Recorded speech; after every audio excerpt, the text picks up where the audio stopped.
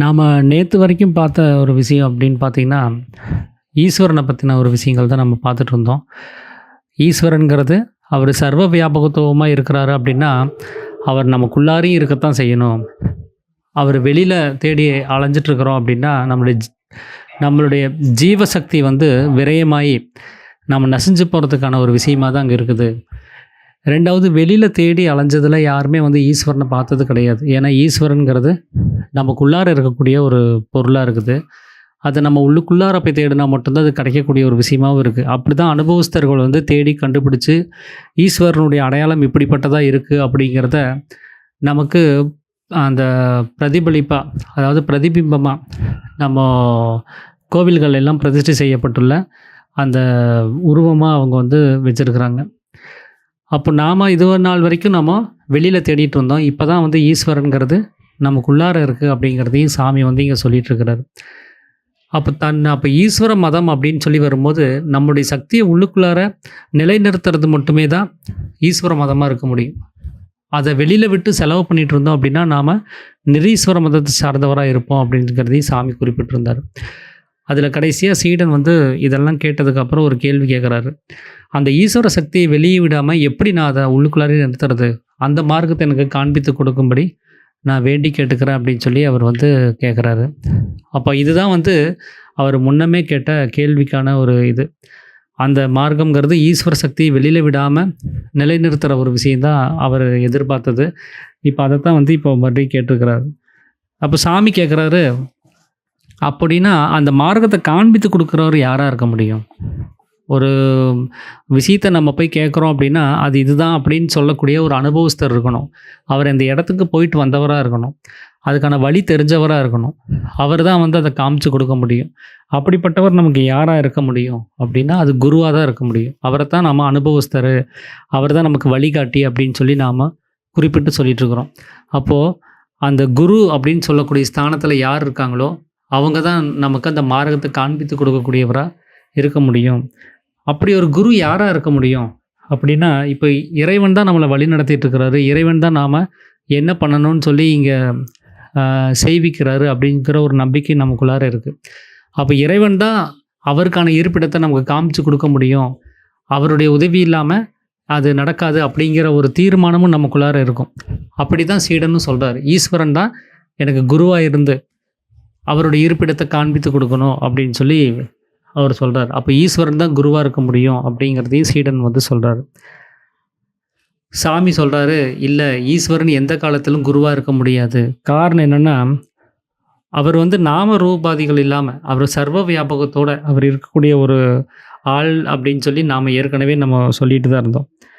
அப்படி அவர் நமக்குள்ளார சேர்ந்தே இருக்கிறாரா இல்லை நம்மளிருந்து விலகி இருக்கிறாரா அப்படின்னு சொல்லி பார்க்கும்போது அவர் நம்ம கூட சேர்ந்தே தான் இருக்கிறார். அவர் நம்மளை விட்டு விலகிட்டாரு அப்படின்னா நாம் என்னவாகிறோம்னா பிணமாகிறோம். நமக்குள்ளார ஈஸ்வர சைத்தன்யம் இல்லாமல் போகுது. அப்போ அந்த ஒரு பிணமான ஒரு வஸ்துவுக்கு, ஒரு சவத்துக்கு நம்ம எந்த ஒரு வழியும் காமிச்சு கொடுக்க முடியாது. ஏன்னா அதனால் பார்க்கவோ கேட்கவோ அறியவோ செய்ய முடியறது கிடையாது. அப்போ அந்த ஈஸ்வர சைத்தன்யம் நமக்குள்ளார நம்மளை விட்டு போகாமல் நமக்குள்ளாரே இருந்தால் மட்டும்தான் நாம் ஒரு விஷயத்தை புரிஞ்சுக்கிட்டு அதன்படி நம்ம நடக்கவும் முடியும். அப்படி பார்க்கும்போது ஒருத்தர் வெளியில் வந்து நமக்கு ஒரு விஷயத்தை காமிச்சு கொடுக்கணும் அப்படின்னா அவர் நம்மள இருந்துக்கிட்டே அதை செய்ய முடியாது. நம்மளிருந்து விலகி இருந்து வந்து தான் அது செய்ய வேண்டிய ஒரு அவசியங்கிறது இருக்குது. அதனால தான் சாமி வந்து அவர் குருவாக வர்றதுக்கு வாய்ப்பு இல்லை அப்படிங்கிறத சொல்கிறாரு. ஏன்னா நான் அந்த குருவாக இருக்கக்கூடிய அந்த ஈஸ்வரன் குருவாக இருக்கிறாரு அப்படின்னா அவர் வெளியில் வரும்போது நாம் பிணமாக வேண்டிய ஒரு அவசியம் ஏற்பட்டுரும். அப்படி பார்க்கும்போது அவர் குருவாக வர்றதுக்கு இடம் இல்லை. அது மட்டும் இல்லாமல் ஈஸ்வரன் குரு அல்ல அப்படிங்கிறதுக்கு ஒரு உதாரணம் சொல்கிறேன்னு சொல்லி சாமி வந்து குறிப்பிட்டு சொல்கிறார். அது என்னென்னா, ஈஸ்வரன் ஒரே சமயத்தில் மட்டும் இருக்கிறவனா இல்லை எப்போதும் எல்லா சமயத்திலும் இருக்கிறவனா அப்படின்னு சொல்லி கேட்குறாரு. ஏன்னா ஈஸ்வரன் இல்லாத நேரமே கிடையாது. அவர் நம்மளோட தொடர்புலேயே இருக்கிறார். அவர் நம்மளை விட்டு நீங்கிட்டார்னா நம்ம பிணமாயிருவோம் அப்படிங்கிறப்பவே நாம் புரிஞ்சுக்கணும். அவர் ஒரு சமயத்தில் இருக்கிறவர் கிடையாது, எப்போவுமே இருக்கக்கூடிய ஒருத்தராக தான் அவர் இருக்கிறார். அப்படின்னா நம்ம தூங்குகிற சமயத்தில் ஈஸ்வரன் நம்ம கூட இருக்கிறாரா அப்படின்னு சொல்லி கேட்குறாரு. ஆமாம், நம்ம கூட இருக்கிறாரு. ஏன்னா தூங்கும் போது அவர் இல்லைன்னா நம்ம பிணமாயிடுவோம். அப்போ தூக்க சமயத்தில் அந்த ஈஸ்வரனுங்கிறது நம்ம கூட தான் இருக்கிறாரு. ஆனால் அந்த நேரத்தில் நமக்கு வெளியில இருக்கக்கூடிய ஏதாவது விவகாரங்கள் நமக்கு தெரியுதா? இல்ல நாம உயிரோட தான் இருக்கிறோம் அப்படிங்கிற ஒரு நெனப்பாவோடையாவது நம்ம தூங்க முடியுதா? அப்படின்னு சொல்லி கேட்டா, தூங்க முடியறது கிடையாது. தூக்கம்னு ஒண்ணு வரும்போது, அங்க மனம்ங்கிறது வேலை செய்யாம உள்ளுக்குள்ளாரயே அடங்கிரும். அந்த மனம் தான் வெளியில இருக்கக்கூடிய விஷயங்கள பார்க்கறதும், கேட்கறதும், அறியறதும் இந்த தொழில்கள செஞ்சுட்ருக்கு. அப்ப மனம் அந்த தொழில்ல விட்டுருச்சு அப்படின்னா, நமக்கு எந்த அறிவும் இல்லாம போயிருது. எதையுமே நம்ம அறிய முடியாது. அப்படி பார்க்கும்போது, ஒரு ஈஸ்வரன் இருக்கிறான் அப்படிங்கிறது நம்ம உயிரோட தான் இருக்கிறோம்னு நம்ம விழிச்சிட்டு இருக்கும்போது நம்மனால சொல்ல முடியுது. ஆனா தூங்கும்போது நான் உயிரோட தான் இருக்கிறேங்கிற அந்த நெனப்பு கூட இல்லாம தான் நம்ம தூங்குறோம். அப்படி இருக்கும்போது, அவர் குருவா இருந்து நம்ம கூட இருந்து ஒரு விஷயத்த சொல்லி தராரு அப்படின்னா, நம்மனால எப்படி வந்து அத புரிஞ்சுக்க முடியும்? ஒரு குரு நம்ம பக்கத்தால வந்து நிக்கிறாரு தூங்குற சமயத்துல அப்படின்னா, நாம அவர அறிய முடியுமா? அப்படின்னு சொல்லி சாமி கேட்குறாரு. அறிய முடியாது. காரணம் என்ன? அப்படின்னா, அது என்னன்னு நமக்கு தெரியாது. ஏன்னா நம்ம இப்ப தான் பிகினரா இருக்கிறோம். இப்ப தான் அந்த ஆன்மீகத்துக்குள்ள அடியெடுத்து வைக்கிறவங்களா இருக்கிறோம். அப்ப ஏன் வந்து நமக்கு தூக்க சமயத்துல குருங்கிறவரு வந்து பக்கத்தால நின்னா நமக்கு தெரியறதில்ல? குரு மட்டும் இல்ல. யார் வந்து நின்னாலும் நமக்கு தெரியறது கிடையாது. பக்கத்தால யார் தூங்கிட்டு இருக்காங்கன்னு கூட நமக்கு தெரியறது கிடையாது. நாமளே என்ன பண்ணிட்டு இருக்கிறோம்னு கூட நமக்கு தெரியாது. தூங்குறோம்னு சொல்லிட்டு தூங்குறோம். ஆனா தூக்கம் வந்துருச்சுன்னா, நான் தூங்கிட்டு தான் இருக்கிறேன் அப்படிங்கிற அந்த எண்ணம் கூட இல்லாம தான் அங்க ஒரு வேலை நடந்துட்டு இருக்குது. அதுக்கு காரணம் என்ன அப்படின்னா, சாமி சொல்ற ஒரு விஷயம் இதுதான். இன்னைக்கு டாபிக்கும் இதுதான். ஈஸ்வரனுடைய 2 நிலைமைகள். அந்த 2 நிலைமைகள பத்தி தான் இன்னைக்கு நம்ம பேசப் போறோம். அந்த ஈஸ்வரன் அப்படின்னா யாரு அப்படிங்கிறத புரிஞ்சுக்கணும்னா, முதல்ல அவருடைய தன்மைகள் நமக்கு தெரியணும். அவருடைய குணம் நமக்கு தெரியணும். அவர் எப்படிப்பட்டவர்ன்னு தெரியணும். அப்பதான் ஈஸ்வரன பத்தின முழு விஷயம் நம்மனால கிரகிக்க முடியும். அப்ப சாமி சொல்றாரு, ஈஸ்வரனுக்கு 2 நிலைமைகள் இருக்குது அப்படின்னு சொல்லி. ஒண்ணு வந்து சகலத்துவம். அதாவது களங்கமுடையது. இன்னொன்னு நிஷ்கலத்துவம். அது வந்து களங்கம் இல்லாதது. இந்த 2 நிலைமைகள் தான் நாம அந்த ஈஸ்வரன நம்மளோட தொடர்புலயே வச்சிருக்கிறாரு. அவர் நாம தூக்கம் விழிச்சு இந்த உலகம்ங்கிற ஒரு விஷயத்த உண்டு பண்ணி, அதில பந்தத்த உண்டு பண்ணி, அதில சுக துக்கத்த அனுபவிக்கிறோம் அப்படின்னா, அது களங்கத்தோட இருக்கக்கூடிய நிலைமை அது.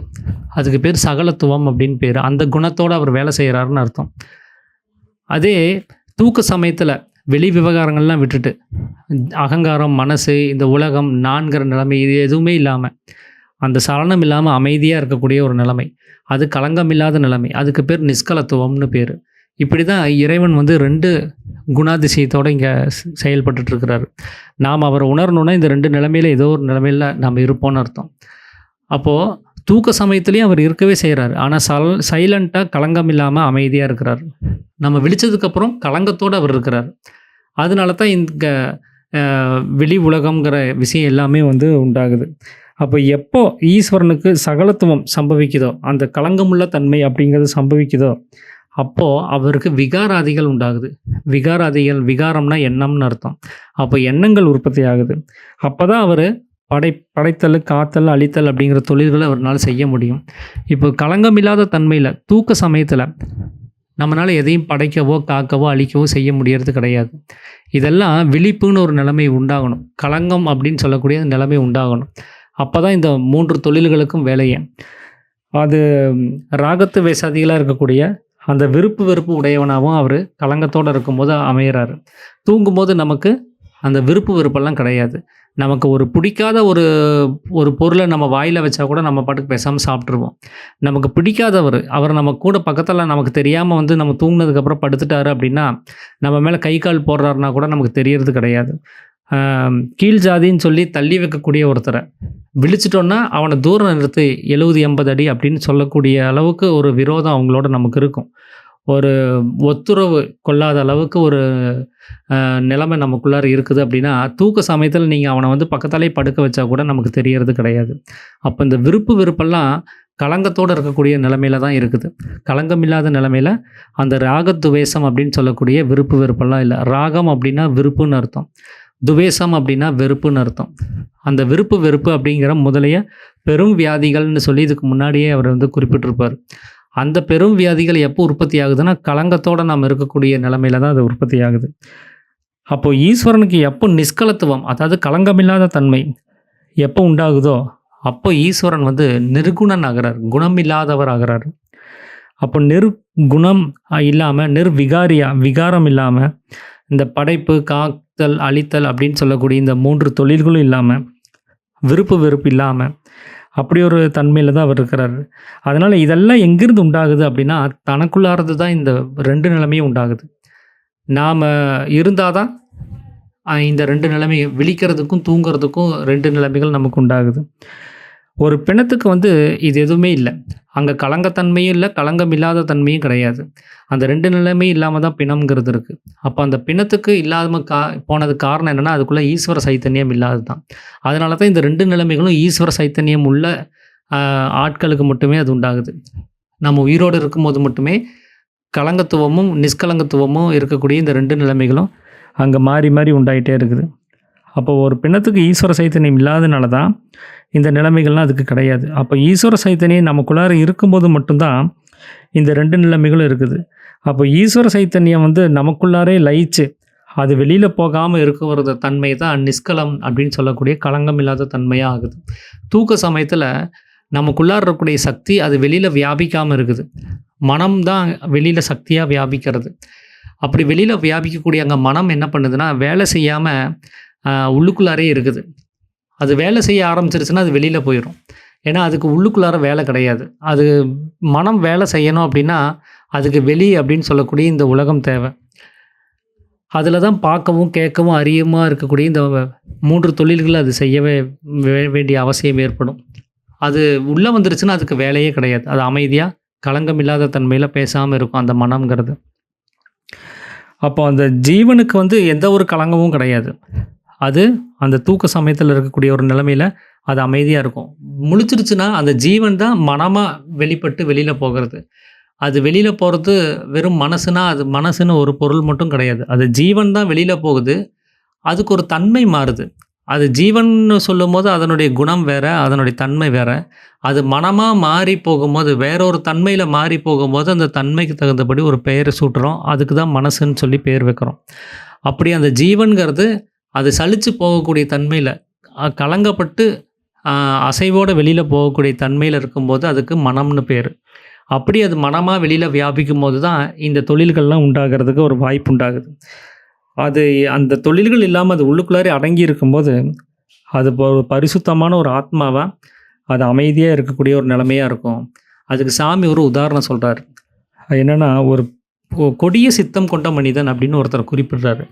எப்படின்னா, அவன் உயிரோடு வந்தான், அதாவது விழிச்சு வெளியில் வந்தான் அப்படின்னா, தூக்கத்துலேருந்து எந்திரிச்சு வந்துட்டான் அப்படின்னா அவன் ஒரு தாதா மாதிரின்னு வச்சுக்கோங்களேன். ஒரு 10-20 பேர்த்த கொல்றவனாக இருப்பான். அவ்வளோ பெரிய ஒரு ராட்சசனாக இருக்கக்கூடியவன். அவன் தூங்கும்போது என்னவாகிறான்னா ஈஸ்வரனாக மாறிடுறான்னு சொல்கிறாரு. அப்போ அவன் விழிச்சு வெளியில் வந்தால் தான் அவன் அகங்காரம் வந்து அவனுடைய கொடிய சித்தம் வெளிப்பட்டு அவன் கெட்டவனாக மாறுறது இது எல்லாமே நடக்குது. அவனுடைய சலனம், அந்த சக்தியினுடைய சலனம் வெளியில் வராமல் அது உள்ளாரே அடங்கி இருக்கும்போது சாமி சொல்கிற மாதிரி அவன் பரிசுத்த ஆத்மாவாக அது ஈஸ்வரனாக அவன் இருக்கக்கூடிய நிலைமையில் தான் அவன் இருப்பான். அப்படி நம்மளுடைய அந்த ஜீவன்கிறது அது வெளிப்பட்டால் மட்டும்தான் அந்த கலங்கத்துவத்தோடு போகுது.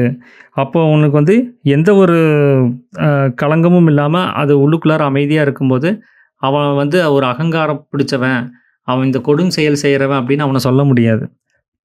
அப்போ அந்த ஒரே ஜீவன் தான் கலங்கத்துவம் உடையறதும் நிஷ்கலங்கத்துவம் உடையறதுமா மாறி மாறி வேலை செஞ்சிட்ருக்குது. அங்கே 2 பொருள் கிடையாது. அப்போ அந்த ஜீவன் தான் சாமி வந்து சொல்கிறாரு சிவன் அப்படின்னு சொல்லி. இதே தான் திருமூலர் ஒரு பாடலில் சொல்லியிருப்பார். சீவன் என்ன சிவன் என்ன வேறில்லை, சீவனார் சிவனாரே அறிகிலார், சீவனார் சிவனாரை அறிந்த பின் சீவனார் சிவனாராக இட்டிருப்பாரே அப்படின்னு சொல்லி ஒரு பாடல் இருக்கும். அப்போ அந்த ஜீவன் தான் அங்கே சிவனாக இருக்குது. அது களங்கமில்லாத தன்மைக்கு போகும்போது சிவனாக மாறுது. களங்கத்தோடு இருக்கும்போது அதுக்கு ஜீவன்னு பேர். அப்போது அந்த ஜீவ சிவோகம் அப்படின்னு சொல்லக்கூடிய நிலைமையும் இதுதான். அந்த ஜீவனே சிவனாக மாறக்கூடிய ஒரு தன்மை தான் ஜீவ சிவோகம் அப்படின்னு சொல்லி நாம் சொல்கிறோம். அந்த நிலைமை எப்படின்னா, வெளியில் தன்னுடைய சக்தியை பிரதிபலித்து அது வேறொரு பொருள்களாக இந்த உலகமாக மற்ற விஷயங்களாக அது பிரதிபலிக்கும் போது அது வந்து ஜீவனாகுது. அந்த பிரதிபலிப்பெல்லாம் விட்டுட்டு அது தனக்குள்ளாரே வியாபிக்காமல், அதாவது வெளியில் வியாபிக்காமல் தனக்குள்ளாரே தன்னுடைய சக்தியை அடக்கி அது அமைதியாக இருக்கும்போது அது வந்து சிவனுமா ஆகுது அப்படிங்கிறத சாமி சொல்கிறார். இதைத்தான் வந்து சீவ சிவோகம் அப்படின்னு சொல்லி வேதத்தில் வந்து சொல்லியிருக்காங்க. ஜீவன் தான் சிவோகமாக மாறுது அப்படிங்கிறத குறிப்பிட்டு ஜீவ சிவோகம் அப்படின்னு சொல்லி ஒரு வாக்கியத்தை அவங்க வந்து எழுதியிருக்கிறாங்க அப்படிங்கிறாரு. காரணம் என்னென்னா, அந்த சிவனே தான் ஈஸ்வரன். அந்த ஈஸ்வரனுக்கு தான் மேலே சொல்லப்பட்ட அந்த 2 நிலைமைகள் வந்து உண்டாகுது. அப்போது அது நிர்குணனாகிறதும், அதாவது குணமில்லாதவனா ஆகிறது. அந்த குணம் எது அப்படின்னு கேட்டிங்கன்னா 3 குணங்கள். சாத்வீகம், ராஜசம், தாமசம் அப்படின்னு சொல்லக்கூடிய 3 குணங்கள். அந்த 3 குணங்களும் அது களங்கமுள்ள தன்மையில் மட்டும்தான் உண்டாகுது. களங்கமில்லாத தன்மையில் அது நிர்குணன் அப்படின்னு பேர் வருது. அப்போ குணம் இல்லாதவன் அப்படின்னு சொல்லி, அதாவது நிர்மலமான குணம், குணம் நிர்மலமான தன்மை, அதுதான் நிர்குணன். அப்போது அது குணம்ங்கிறது இல்லாத ஒரு தன்மையில் அது மாறுது. அது களங்கமில்லாத தன்மையில் இருக்கக்கூடிய ஒரு நிலைமை அப்படின்னு சாமி சொல்கிறாரு. அப்போ அந்த 3 குணங்களும் இல்லாமல் ஆகக்கூடிய நிலைமை தான் நிர்குணன். அப்போ தான் அது நிர்விகாரியா, அதாவது விகாரம் இல்லாதவராம். நிர்மோகியா, மோகம் இல்லாதவராம். விருப்பு வெறுப்பு அப்படிங்கிற ராகத்துவேஷம் அது இல்லாதவராம் அவர் வந்து அமைகிறாரு. அதுதான் நாம் தூக்கம்னு சொல்லக்கூடிய அந்த நிலைமை அப்படின்னு சாமி வந்து குறிப்பிட்டு சொல்கிறாரு. அப்போ அந்த சமயத்தில், அந்த தூக்கங்கிற சமயத்தில் அந்த தண்ணில் இருக்கிற அந்த ஜீவ சைத்தன்யம் நமக்குள்ளாரே அடங்கி இருக்குது. அப்போ தான் அது இந்த நிர்குணன், அப்புறம் நிஷ்கலன், அப்புறம் நிர்விகாரி அப்படின்னு சொல்லக்கூடிய இந்த நிலைமைகள் எல்லாமே. நிஷ்கலன் அப்படின்னா அந்த சகலத்துவம் இல்லாதவர், சகலமாக அதை மற்றொன்றாக மாறாதவர், அது களங்கம் இல்லாத தன்மையில் அவர் இருக்கக்கூடியவர். அப்போ எப்போ தூக்கம் விழித்து நம்மளுடைய சக்தி வெளியில் வியாபிக்குதோ அப்போ தான் அது சகலனாகுது. அப்படி சகலனாகுது அப்படின்னா அது களங்கத்தோடு கூடியவன் அப்படின்னு அர்த்தம். அப்போ தான் வந்து அவர் விகாரியா, அதாவது சகுணனா, சகல விதமான குணங்களோட அவர் சகுணன் அப்படின்னு சொல்கிறது என்னென்னா, முன்னாடி சொன்ன அந்த 3 குணங்கள், அந்த 3 குணங்களோட கூடிய ஒரு தன்மையில் அவர் வெளியில் வராரு. இதெல்லாமே வந்து அந்த குணங்கள் உண்டாகும் போது மட்டும்தான் நமக்கு அந்த 3 தொழில்கள், படைத்தல், காத்தல், அழித்தல்னு சொல்லக்கூடிய 3 தொழில்களை வந்து அவரால் செய்ய முடியும். அது எல்லாமே வந்து நமக்குள்ளார இருந்து தான் உண்டாயிருக்கு அப்படிங்கிறத சாமி சொல்கிறார். அந்த தான் அப்படின்னு சொல்லக்கூடிய அந்த ஈஸ்வர சைத்தன்யம் நமக்குள்ளார இல்லைன்னா இந்த 2 நிலைமைகளும் இல்லை. அப்போ தான் தானே சகலனாவதும் தான் தானே நிஷ்கலனாவதுமா இருக்கக்கூடிய ஒரு தன்மையில் தான் கடவுள் இருக்கிறாரு. அதனால தான் வேதங்கள்லேருந்து எல்லாருமே அந்த எல்லா அனுபவத்திலும் சொல்கிறது தான் தானே கடவுள் அப்படிங்கிறத சொல்கிறார். தான் தானே ஈஸ்வரன் அப்படின்னு சொல்லி அவங்க சொல்கிறாங்க. அப்போது ஈஸ்வர சைத்தன்யம் நமக்குள்ளார அடங்கி தூங்கும்போது இருக்கக்கூடிய ஈஸ்வர சைத்தன்யம் அது ஒன்று மட்டுமே அது இருக்குது அப்படிங்கிறத சொல்கிறார். அது வெளியில் வரும்போது அந்த ஒன்றா இருக்கக்கூடிய அந்த சைத்தன்யம் இங்கே வெளியில் வரும்போது பிரதிபலிக்கும் போது பல ஜீவர்களாக நமக்கு கண்ணுக்கு தெரியுது, பல பொருட்களாக அது கண்ணுக்கு தெரியுது. இதெல்லாமே அந்த ஒரே தான் சொல்லக்கூடிய அந்த களங்கமில்லாத தன்மையில் இருக்கிற அந்த ஜீவனுடைய களங்கமுள்ள தன்மையினுடைய பிரதிபலிப்பு தான் இது. களங்கமில்லாத தன்மையில் ஜீவன் மட்டுமே இருக்கக்கூடிய நிலைமையில் இருக்கும். களங்கம் ஆயிடுச்சு அப்படின்னா அங்கே மனம் உற்பத்தியாகி, அகங்காரம் உற்பத்தியாகி, இந்த உலகம் உற்பத்தியாகி, இந்த உலகத்தில் பல உயிர்கள் இருக்கிற மாதிரி, பல பொருட்கள் இருக்கிற மாதிரி எல்லா பிரதிபலிப்பும் இங்கே உண்டாயிருது அப்படின்னு சாமி வந்து குறிப்பிட்டு சொல்கிறார். அப்போ அதனால தான் அந்த சக்தி நமக்குள்ளார அடங்கி இருக்கிறதுனால தான் நமக்கு இந்த பிரதிபலிப்பு இல்லாததுனால அந்த வெளியில் இருக்கக்கூடிய ஒரு குரு வந்து நம்ம பக்கத்தால் இருந்தால் நமக்கு தெரியறது கிடையாது. அந்த குரு அங்கே தெரியணும் அப்படின்னா நமக்குள்ளார பிரதிபலிப்பு வெளியில் வரணும், நம்முடைய சக்தி வெளியில் வரணும். அந்த சக்தி வெளியில் வந்தால் தான் ஒரு விஷயத்தை பார்க்கவோ கேட்கவோ அறியவோ செய்ய முடியும். இல்லைன்னா அது செய்ய முடியாது. வீட்டில் ஏதாவது சப்தம் கேட்டுட்ருக்கோம், நம்ம தூங்கிட்டு இருப்போம். அந்த தூக்கங்கிற நிலைமையிலேருந்து எந்திரிச்சு நம்ம விழிப்பு நிலைமைக்கு வந்தால் தான் அந்த சப்தத்தை நம்மளால் கிரகிக்க முடியும். இல்லைன்னா அந்த சப்தம் அங்கே என்ன பேசுகிறாங்கன்னு கூட நமக்கு தெரியாது. அப்போ அது சப்தத்தை நம்ம தெரிஞ்சுக்கணும் அப்படின்னா அந்த மனம் அப்படின்னு சொல்லக்கூடிய அந்த சக்தியினுடைய சலனம் வெளியில் பிரகாசிக்கணும், அந்த சக்தி வெளியில் வரணும். இல்லைன்னா அதனால் ஒரு விஷயத்தை பார்க்கவோ கேட்கவோ அறியவோ முடியறது கிடையாது. அப்போ தூக்க சமயத்தில் ஏன் குரு நம்ம பக்கத்தில் இருந்தால் நமக்கு தெரியறது கிடையாது அப்படின்னா நம்ம சக்தியினுடைய சலனம் அது வெளியில் பிரதிபலிக்கிறது அங்கே இல்லாமல் இருக்குது. அது எப்போ பிரதிபலிக்குதோ அப்போ தான் அதை தெரிஞ்சுக்க முடியும். தூக்க சமயத்தில் அந்த பிரதிபலிப்பு இல்லாததுனால தான் தூங்கி கொண்டு இருக்கும்போது ஒரு குரு நம்ம பக்கத்தில் இருந்தால் தெரியறது கிடையாது அப்படிங்கிறார். அப்போது குருங்கிறவர் வந்திருக்கிறாருங்கிற அந்த ஒரு ஊர்ஜிதம் நமக்கு எப்போ தெரியும்னா தூக்கம் விழித்து எந்திரிச்சா மட்டும்தான் பக்கத்தில் குரு வந்திருக்கிறாரு அப்படின்னு நமக்கு தெரிய வரும். அப்போது அந்த சங்கற்பம் எங்கிருந்து வந்துச்சு, அந்த யோசனை, அதாவது அந்த நிலைமை நம்ம தெரிஞ்சுக்கக்கூடிய நிலைமை அது எங்கிருந்து வந்துச்சு அப்படின்னு கேட்டிங்கன்னா நம்ம மனசுல இருந்து தான். அந்த மனம்ங்கிறது உள்ள அடங்கிடுச்சுன்னா எதுவுமே தெரியாது. மனம் வெளியில வியாபிச்சா மட்டும்தான், வெளியில யாராவது வந்திருக்காங்களா? ஏதாவது சப்தம் குடுக்குறாங்களா?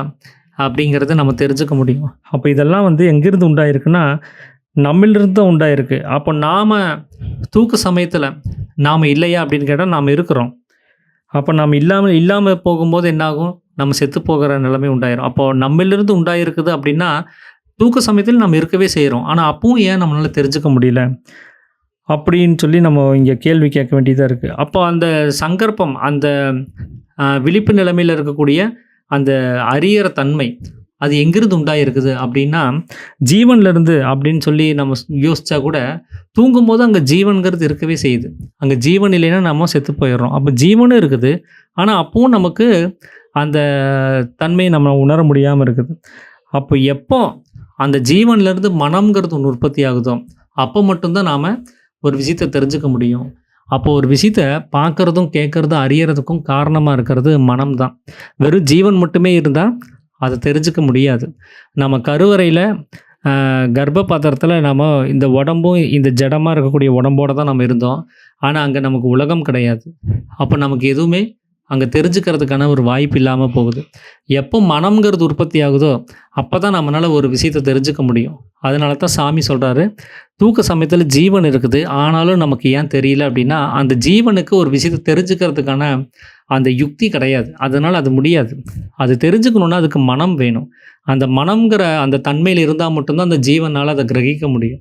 அப்போ அந்த மனம் தான் இங்கே எல்லா விஷயத்தையும் பார்க்கறதும், கேட்கறதும், அறியறதும் எல்லா வேலையும் செஞ்சுட்ருக்கு.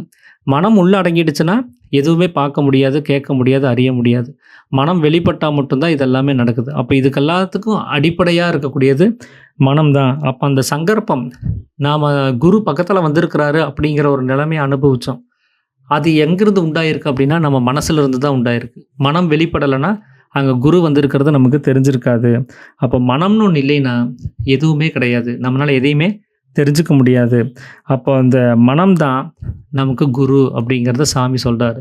ஏன்னா, அந்த மனம் தான் நமக்கு ஒரு விஷயத்த சரியா காமிச்சு கொடுக்கக்கூடியதா நிலைமையில இருக்குது. நமக்கு ஒரு கேள்வி வரலாம். குரு அதாவது ஆ ஈஸ்வரன்னா யாரு? அப்படின்னு சொல்லி ஒரு கேள்வி நமக்குள்ளார வரலாம். அந்த கேள்விய நம்ம நெறைய பேத்துக்கிட்ட கேட்டுக்கிட்டு வந்துட்டே இருப்போம். ஒவ்வொருத்தரும் ஒவ்வொரு விதமான அவங்க அனுபவத்துல இருக்கக்கூடிய பதில்கள சொல்லிட்டே வருவாங்க. நம்ம ஒவ்வொன்னையும் கேட்கும்போது, அந்த உள்ளுக்குள்ளார இருக்கிற மனசு என்ன பண்ணும்னா, இது சரியா தப்பான்னு அது பதில் சொல்லிட்டே இருக்கும். குடுக்கக்கூடிய பதில் சரியா இருந்துச்சுன்னா, கரெக்ட்டு எடுத்துக்கோ இந்த பதில. சரிதான் அப்படின்னு சொல்லி அது அனுமதி குடுத்துரும். அதுக்கு திருப்தி இல்ல, இல்ல இது கிடையாது அப்படின்னு அது முடிவு பண்ணிடுச்சுன்னா, அது உங்கள பிரெயின் வாஷ் பண்ணிரும். இல்ல இது கிடையாது, வேற ஒரு பதில் இருக்கு. இன்னொரு ஆள்கிட்ட போய் கேளு அப்படின்னு சொல்லி உங்கள தூண்டி விட்டுரும். அப்போ அந்த கேள்வி எங்கிருந்து வந்துச்சுன்னா, மனசு தான் அந்த கேள்விய கேட்டுது. ஈஸ்வரன் யாரு? அப்படிங்கிற கேள்விய எழுப்புனது அந்த மனம் தான். ஆனா, நான் ஒருத்தர்ட்ட போய் கேட்கும்போது ஒருத்தர் பதில் சொல்றாரு. ஆனா, அந்த பதில் சரியா தப்பாங்கிறத உட்காந்து ஒரு மனசு முடிவு பண்ணுது அப்படின்னா, ஏற்கனவே அந்த மனசுக்கு அந்த கேள்விக்கான பதில் தெரியும்னு அர்த்தம். அப்பதான் அது சரியா தப்பான்னு தீர்மானிக்க முடியும். அப்போ இல்லைன்னா, அதுக்கு பதில் தெரியலன்னா, கிடைக்கிற எல்லா பதிலையும் அது அக்செப்ட் பண்ணிட்டு போயிருக்கும். முதல் பதிலே, சரிதான் நமக்கு கேட்ட கேள்விக்கு ஒருத்தர் பதில் குடுத்துட்டாருன்னு சொல்லி போயிருக்கும். ஆனா, அது பதில் சரியா இல்லையான்னு அது தீர்மானிக்குது. இல்ல இது கிடையாது அப்படின்னு சொல்லிடுச்சுன்னா, நம்ம இன்னொரு ஆள்கிட்ட போறோம். எனக்கு இன்னும் சந்தேகம் தீரலைங்க. இன்னும் கொஞ்சம் விளக்கமா உங்களுக்கு தெரிஞ்ச மாரி சொல்லுங்கன்னு வேற ஒரு ஆள்கிட்ட போறோம். அவர் ஒரு வகையா பதில் சொல்றாரு. அதுவும் அது ஏற்புடையதா இல்லைன்னா, அது அக்செப்ட் பண்ண மாட்டேங்குது. இன்னொரு ஆள்கிட்ட போக சொல்லுது. இப்படி 10 பேர்கிட்ட போனதுக்கப்புறம் ஒருத்தர் சொல்றது சரியா இருந்துச்சு, அதுக்கு ஏற்புடையதா இருந்துச்சுன்னா, சரின்னு சொல்லிருது. அப்போ அந்த நாம எந்த ஒரு கொள்கையில இருக்கணும், நாம எந்த ஒரு தன்மைய நாம தேர்ந்தெடுக்கணுங்கிறத, நம்ம எந்த ஒரு பாதைய தேர்ந்தெடுக்கணுங்கிறத அந்த மனம் தான் முடிவு பண்ணுது. அதனால தான் மனம் இருந்தால் மார்க்கம் உண்டு அப்படின்னு சொல்றதுக்கு காரணம். மனம் தான் நான் எந்த மார்க்கத்த கடைபிடிச்சு போகணுங்கிறத தீர்மானிக்குது. அந்த நாமெல்லாம் இப்போ வந்து இந்த சித்த வேதத்த நம்ம கையில எடுத்து வச்சு ஒரு மார்க்கத்துல இருக்கிறோம் அப்படின்னா, இதுக்கு மனம்ங்கிறது அனுமதி குடுத்ததுனால தான் நம்ம இங்க இருக்கிறோம். இல்ல அப்படின்னு ஒரு பதில் இது இங்க சொல்லியிருந்துச்சுன்னா, நாம வேற ஒரு மார்க்கத்த நோக்கி நம்ம போயிருப்போம். அப்போ இந்த மார்க்கத்துல நான் இருக்கணும் அப்படிங்கிறத தீர்மானிச்சது என்னுடைய மனசு தான். அப்படிதான் நான் இந்த மார்க்கத்துக்குள்ள வர்றதுக்கு முன்னாடி பல பேர்கிட்ட கேட்டு, கடைசியா இந்த ஒரு மார்க்கத்த சார்ந்தவர் ஒரு பதில சொல்லும்போது, என் மனசு வந்து சரின்னு சொல்லுது. இது சரியா இருக்கும் அப்படின்னு சொல்லி தீர்மானிக்க அது முயற்சி பண்ணுது. அப்படி இருக்கும்போது தான் இந்த மார்க்கம் என் கைக்கு வருது. அப்படி தான் நான் எல்லாருக்கும் அந்த மனம்ங்கிறது தான் தீர்மானத்தை உண்டு பண்ணுது. ஏன்னா அந்த மனசு ஏன் அந்த கேள்வி கேட்குதுன்னா, நாம் மனசை நேரடியாக போய் சந்திக்கிறது கிடையாது. நாம் பார்க்குறது எல்லாமே வெளி விவகாரங்களையே கவனிச்சிட்ருக்குறோம். அப்போ நம்ம மனசு வந்து நமக்கு ஒரு விஷயத்தை சொல்லித்தரணும்னு ட்ரை பண்ணுது. ஆனால் நாம் மனசை திரும்பி பார்க்கறது கிடையாது. அவருக்கு குருவாக இருக்கிறதுக்கு அவர் தயாராக இருக்கிறாரு. ஆனால் அந்த குருக்கிட்ட போகிறதுக்கு நாம் தயாராக இல்லை. உடனே அந்த குரு என்ன பண்ணுறாரு, எப்படியாவது இவனுக்கு இந்த பதிலை கையில் கொண்டு வந்தாகணுமே அப்படிங்கிறதுக்காக அது கேள்வியை எழுப்பி விட்டு நம்மளை அலைய விட்டுரும். நாம் எங்கே பார்த்துட்ருக்குறோமோ அந்த வெளி விவகாரங்கள்லேயே வெளியில் அலைய விட்டுரும். அந்த வெளி விவகாரங்கள்லேயே வரக்கூடிய பதில்களை சரி தப்புங்கிற ஒரு விஷயத்தை மட்டும் சொல்லி நாமளை அந்த பாதையை வந்து தேர்ந்தெடுக்கிறதுக்கு அது முயற்சி பண்ணுது. அப்போ அந்த கேள்விகள்ங்கிற ஒரு விஷயத்தை அது கொடுத்து தான் நம்மளை வந்து பதிலை தேட விட்டு நம்மளை மார்க்கத்தை பிடிக்கிறதுக்கான முயற்சிகளை அந்த மனம்ங்கிற ஒரு விஷயம் செய்யுது. நாம் ஒரு மார்க்கத்தை கடைபிடிக்கிறதுக்கு பின்னாடி வந்து மனசு இவ்வளோ ப்ராசஸ் பண்ண வேண்டியதாக இருக்குது. அப்போ தான் நாம் ஒரு மார்க்கத்தை போய் ஸ்திரமாக பிடிச்சி நிற்க வேண்டிய ஒரு அவசியங்கிறது ஏற்படுது. அப்போது நான் இந்த மார்க்கத்தில் இருக்கணுங்கிறத முடிவு பண்ணது என்னுடைய மனம்தான், நான் அல்ல. எனக்கு அந்த பதிலை சொல்லி என்னை இந்த மார்க்கத்தை பற்றின விஷயங்களை போதித்தவர்கள் அல்ல. அப்போ என் மனசு அது சரின்னு சொன்னதுனால தான் நான் இங்கே இப்போ இருக்க வேண்டிய ஒரு நிலைமைங்கிறது உண்டாகுது. அதனால தான் சாமி சொல்கிறாரு, அவனுடைய மனம் தான் இங்கே குருவாக இருக்குது. அந்த மனம்ங்கிறது அந்த குருவாக இருந்து இதை தேர்ந்தெடுக்கலை அப்படின்னா நம்மளால் இந்த மார்க்கத்தில் இருக்க முடியாது அப்படிங்கிறத சாமி வந்து சொல்கிறாரு. அப்போ அந்த மனம்ங்கிறது தான் இங்கே வந்து குருங்கிற ஸ்தாபத்தில் இருக்குது. ரெண்டாவது, அந்த சங்கற்பம் செய்வதற்கான சக்தி யாருக்கு இருக்கோ அவர் தான் புரோகிதர் அப்படிங்கிறாரு, அவர் தான் குருங்கிறார். காரணம் என்ன அப்படின்னா, ஒரு உதாரணம் மூலமாக அவர் சொல்கிறாரு. ஒரு கோயிலை உண்டாக்கி அதில் ஒரு பிம்பத்தை பிரதிஷ்டை செஞ்சு அதுக்கு வந்து ஒருத்தர் வந்து பிராண பிரதிஷ்டை செய்கிறார். அந்த பிரதிஷ்டை செய்கிற அங்கே வந்து அந்த பிராண பிரதிஷ்டை செய்யக்கூடியவர் தான் வந்து அங்கே குருவாக இருக்க முடியும். அவர் தான் அங்கே புரோகிதர்னு சொல்லக்கூடிய நிலைமையில் அவர் இருக்கிறார். அப்போ அந்த சங்கற்பம் அப்படின்னு சொல்லக்கூடிய அந்த சக்தி யாருக்கு இருக்குதோ, நான் எதை தேர்ந்தெடுக்கணுங்கிற அந்த தீர்மானத்தை எனக்கு கொடுக்கக்கூடிய அந்த சக்தியை யார் வச்சுருக்கிறாரோ அவர் தான் அங்கே குருவாக இருந்து என்னை வழிகாட்டியாக இருக்க முடியும். அது ஈஸ்வரன் தான் அப்படின்னு சொன்னால் அது ஈஸ்வரன் அல்ல. அது ஏன்னா ஈஸ்வரனுங்கிறது அது 2 நிலைமையில் இருக்கக்கூடிய ஒரு தன்மையில் இருக்குது. அந்த 2 நிலைமையில் ஒரு நிலைமையில் அந்த மனம் இருக்குது. அந்த மனம் தான் நம்மளுக்கு அந்த வெளி விஷயங்கள்லேருந்து நம்மளுடைய தேடலை உண்டு பண்ணி நம்மளை உள்ளுக்குள்ளே கொண்டு போகிறதுக்கான ஒரு பாதையை தேர்ந்தெடுத்து கொடுக்குது. அப்போ அந்த சங்கற்பம் செய்யக்கூடிய சக்தி இருக்கக்கூடிய அந்த அவர் தான் புரோகிதராக இருக்க முடியும். அப்படி நமக்குள்ளார இருக்கக்கூடிய எந்த ஒரு சங்கற்பமாக இருந்தாலும் சரி, எந்த ஒரு எண்ணங்களாக இருந்தாலும் சரி, எந்த ஒரு செயல்களாக இருந்தாலும் சரி, எல்லாத்துக்கும் அடிப்படையாக இருக்கக்கூடிய ஒரு வஸ்து எதுன்னு கேட்டிங்கன்னா மனம் தான். மனம் இல்லைன்னா நம்மளால் ஒரு விஷயத்தை யோசிக்க முடியாது, ஒரு விஷயத்தை செய்யவும் முடியாது. அதனால தான் இங்கே சாமி சொல்கிறாரு, அந்த சங்கற்பம் எங்கேருந்து உண்டாயிருக்கு, மனசுலேருந்து தான் உண்டாயிருக்கு. அந்த மனம் தான் குரு, அவர் தான் வழிகாட்டி. நான் என்ன யோசிக்கணும், நான் என்ன செய்யணுங்கிறத அந்த மனம் தான் தீர்மானிக்குது அப்படிங்கிறத சொல்கிறார். அப்போ இந்த சங்கற்பங்கிறது மனசுலேருந்து தான் உண்டாயிருக்கு. அப்படி அந்த சங்கற்பம் செய்யக்கூடிய சக்தி இருக்கக்கூடிய அந்த மனம் தான் குருவாக இருக்குது. அதனால் நமக்கு எத்தனை குருக்கள் இருக்குது அப்படின்னு சொல்லி சாமி கேட்குறாரு. நமக்கு ஒரே ஒரு வழிகாட்டி போதும். அந்த ஒரு வழிகாட்டி மனமாக தான் இருக்க முடியும். அப்போது வேறொரு வழிகாட்டி அப்படின்னு சொல்லி நாம் தேடி போக வேண்டிய அவசியம் கிடையாது. ஏன்னா நம்மளுடைய மனமே நமக்கு ஒரு வழிகாட்டியாக இருக்கும்போது இன்னொரு குருவை தேடி போக வேண்டிய அவசியம் இல்லை அப்படின்றத சாமி வந்து இங்கே குறிப்பிட்டு சொல்கிறார். அப்போ அவனவனுக்கு அவனுடைய மனமே தான் குருவாக இருக்குது, வேறு குரு இல்லை அப்படிங்கிறத சாமி இங்கே தீர்மானமாக அவர் வந்து சொல்கிறார். அப்போ குரு சிஷியன்கிற நிலைமை இங்கே உண்டாயிருக்குதா அப்படின்னு கேட்டால், நான் ஒருத்தர் இருக்கிறேன், எனக்குள்ளார இருந்து சங்கற்பம் செஞ்சுட்டு இருக்கக்கூடிய என்னுடைய குருவாக இருக்கக்கூடிய மனம் இருக்குது. அப்போ நான் சீடனாக இருக்கணும்னா யாருக்கு சீடனாக இருக்க முடியும்னா எனக்கே தான் நான் சீடனாக இருக்க முடியும். அந்த மனம்ங்கிறது நான் இல்லாமல் வேறு ஒன்றும் கிடையாது. அது என்னிலிருந்து வெளியில் வரக்கூடிய சக்தி தான் மனம்ங்கிறது. அப்போ அது குருவாக இருக்கும்போது அங்கே சீடன்கிற சொல்கிறதுக்கு அங்கே ஒன்றுமே கிடையாது. அவர் வழி காமிக்கிறாரு, அந்த வழியில் போகிறதும் நானாக தான் இருக்கிறேன், அந்த வழி காமிக்கிறதும் என்னிலிருந்து வெளிப்பட்டு வரக்கூடிய சக்தியாகவே இருக்குது. அப்போ அதனால தான் சாமி சொல்கிறாரு, இங்கே குரு சீடன் அப்படிங்கிற நிலைமையே இல்லை அப்படிங்கிறத அவர் குறிப்பிட்டு சொல்கிறார். அப்போது அந்த 2 நிலைமைகளில் ஒரு நிலைமை தூக்கத்தில் இருக்கக்கூடிய களங்கமில்லாத நிலைமை, இன்னொரு நிலைமை விழிப்பு நிலைமையில் இருக்கக்கூடிய களங்கமுள்ள நிலைமை. அப்போ மனம்ங்கிறது இந்த 2 நிலைமையிலையும் நம்ம கூட இருக்கவே செய்யுது. தூக்க சமயத்துலேயும் மனம்ங்கிறது உள்ளே வேலை செய்யாமல் இருக்குது, விழிப்பு நிலைமையில் மனம்ங்கிறது வெளியில் வந்து வேலைகளை செஞ்சிட்ருக்குது. நம்ம கேட்குற கேள்விக்கான பதில்களை வெளியில் தேடுறதுக்காக வேண்டி அந்த மனம்ங்கிறது வெளி விவகாரங்களில் ஈடுபட்டு நம்மளுக்கான பதில் அதை கொண்டு வந்து கொடுக்குது. அந்த பதில் சரியாக தப்பாங்கிறதையும் நமக்கு தீர்மானித்து கொடுத்து அது நம்மளை வழி நடத்துறதுக்கான ஒரு வேலையை அதுதான் செய்யுது. அப்போ வெளியிலேருந்து ஒருத்தர் பதில் கொடுத்துட்டாரு, அவர் தான் எனக்கு குரு அப்படின்னு நாம் இதில் எடுத்துக்க முடியாதுங்கிறது தான் சாமி சொல்கிறது. ஏன்னா அவர் கொடுக்குற பதில் சரியா இல்லையான்னு இது தீர்மானிக்கலைன்னா அந்த பதிலை நீங்கள் எடுத்துக்க மாட்டீங்க. அது தூக்கி குப்பையில் போட்டுருவீங்க. அந்த பதில் நமக்கு அவசியம் இல்லைன்னு சொல்லி நீங்கள் தீர்மானத்துக்கு வந்துடுவீங்க. அந்த பதில் உங்களுக்கு வேணும் அப்படின்னு நீங்கள் பத்திரப்படுத்தணும்னு நினச்சிங்கன்னா அதுக்கு இந்த மனம் தான் முடிவு பண்ணணும். இது இல்லைன்னு சொல்லிடுச்சுன்னா அந்த பதில் அங்கே அதோட வெளியிலே நின்றும். அதை நீங்கள் உள்ளுக்குள்ளார உங்களால் எடுத்துக்க கூட முடியாது. அப்போது நீங்கள் எந்த மார்க்கத்தில் இருக்கணும், எந்த செயல் முறையில் நீங்கள் இருக்கணுங்கிறத தீர்மானம் செய்கிற ஒரு வேலையை தான் அங்கே மனம்ங்கிற ஒரு விஷயம் பண்ணுது. அந்த மனம் தான் நமக்கு குருவாக இருக்க முடியும். அதனால் வேறொரு குருங்கிறதே கிடையாது அப்படிங்கிறத சொல்லி இதை அத்தியாயத்தில் அவர் வந்து ஒரு முடிவுக்கு வராரு. குரு தான் அங்கே நமக்கு மனமாக இருக்கக்கூடிய ஒரு குரு தான் இருக்க முடியும். ஈஸ்வரனுங்கிறது அங்கே குருவாக இருக்க முடியாது அப்படிங்கிறதையும் இங்கே வந்து குறிப்பிட்டு சொல்கிறாரு. ஸோ இதுதான் வந்து இன்றைக்கி நான் உங்களோட பகிர்ந்துக்கணும் அப்படின்னு சொல்லி நான் நினச்ச விஷயம்.